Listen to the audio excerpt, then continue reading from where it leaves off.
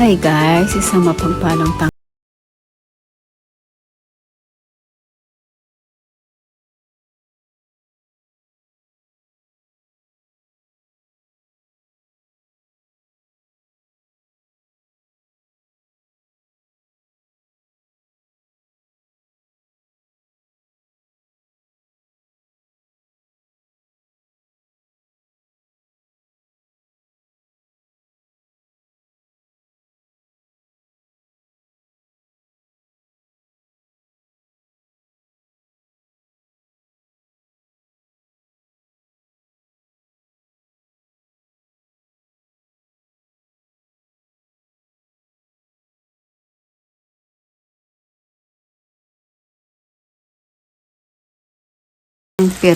dalawang tali lang na petsa yung binili ko dyan.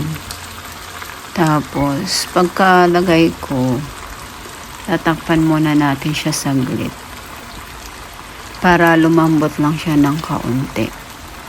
Yan, pagkatakip natin dyan, maya-maya, tignan din natin kung ano na yung itsura niya. So, ayan na guys, yung ating pechay.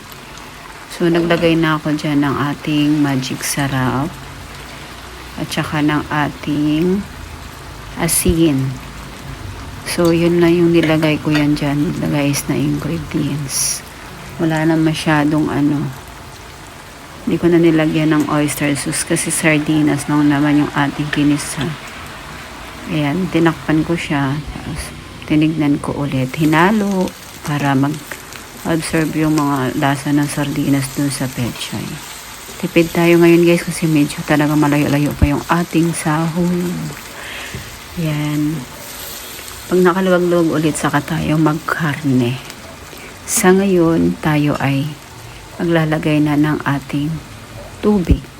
So yung lata ng sardinas nilagyan ko lang yun para maano ko yung pinaka-sauce ng sardinas. Yan lang, isang lang. Yung tubig na yan. Hindi ko na dinamihan kasi pangit pag maraming masyadong tubig. Kasi ang pechay matubig naman siya eh. Kaya hinayaan ko na lang. Inano ko na lang kahit isang lang. Yan na siya guys. Titikman natin dyan kung maalat ba siya o hindi. So, ayan. Pag kumulo na yan, hayaan lang natin siya. Tapos, pagkakulo niya, pag pinakuluan na natin siya, yan, takpan natin ulit. Tapos, ayun, kumulo na siya. Pagkulo niyan, hinalo ko lang siya ng kaunti. Tapos, ayun na, maya-maya, pinatay ko na rin yung ating apoy. Kain guys, thank you sa panonood.